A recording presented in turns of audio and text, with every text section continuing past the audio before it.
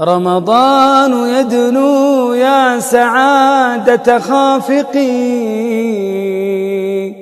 يدنو لنا الإيمان والقرآن. برادران و خواهران گرامی، در این شب و روز همه ما و شما تیاری برای ماه دیده ایستاده ایم که بهترین ماه هاست، ماه شریف رمضان، ماهی که در آن قرآن نازل شده است، ماهی که یک شب او بهتر از 1000 شب است. پیامبر صلی الله علیه و سلم یاران خود را برای آمدن رمضان مژده داده می گفت: جاءکم شهر رمضان، ماه شریف رمضان برایتان آمد. این ماه ماهی مبارک، ماهی پرهیزکاری، ماهی توبه است. الله تعالی این ماه مبارک را خودش نامگذاری کرده فرمود: شهر رمضان الذي انزل فيه القرآن هدى للناس. ماه رمضان ماهی است که در وی قرآن همچون راهنما برای مردمان و سخنانی روشن از هدایت و جدا کننده حق و باطل فرود آورده شد. هر یکی ما خودش را سوال میکند چگونه این ماه بزرگ را پیشواز گیرد؟ دوستان عزیز، اولین عملی که پیش از در آمدن رمضان باید انجام داد این توبه کردن است. توبه کردن از تمام گناهان. خداوند بخشاینده همه گناهان است.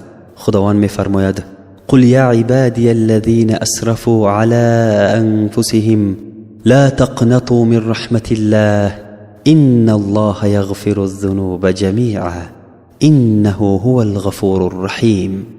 بگو یعنی ای محمد، از طرف من ای بندگان من که بر خود از حد تجاوز بر جان خیش اسراف کردین از گناه کردن، از رحمت خدا ناامید مشوید. هر آینه خدا همه گناهان را یک جا می آمرزد، براستی که او همان آموزگاری مهربان است. در این ماه باید کوشش کنیم که پرهیزکار با تقوا شویم، چون که یکی از سببهای فرض گردانیدن این ماه بزرگ همین است: یا ایها الذین آمنوا کتب علیکم الصیام کما کتب علی الذین من قبلکم لعلکم تتقون. ای آن کسانی که ایمان آوردید، بر شما واجب شد روزه همچنان که بر کسانی که پیش از شما بودند تا پرهیزکار شوید.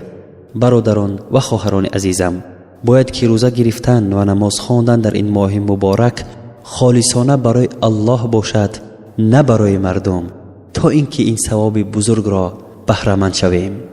پیامبر صلی الله علیه و سلم فرمودند: من قام رمضان ایمانا و احتسابا غفر له ما تقدم من ذنبه.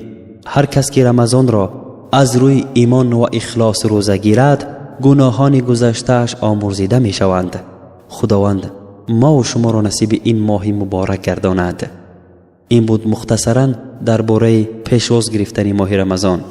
انشاءالله درس‌های آینده درباره فضیلت رمضان و احکام روزه صحبت خواهیم کرد و همچنین در این ماه مبارک برای خواهشمندانی که قرآن را میخواهند با تجوید تعلیم گیرند یا یگان سوال دینی داشته باشند میتوانند با ما در تماس باشند.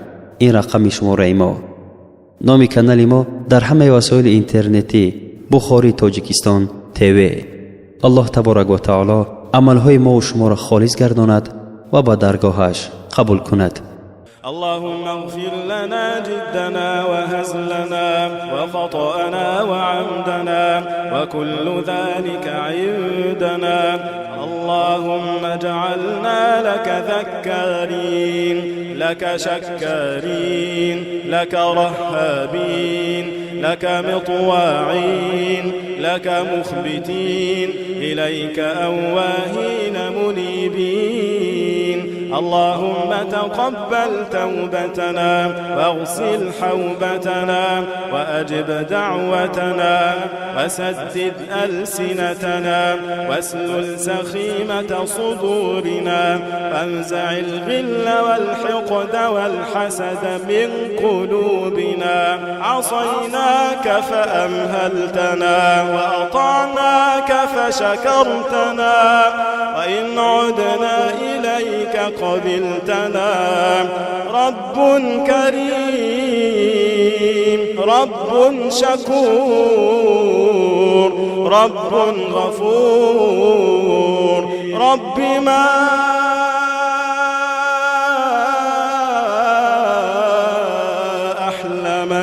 رب ما أرحمك رب ما أرحمك رب ما أحلمك رب ما أعلمك رب ما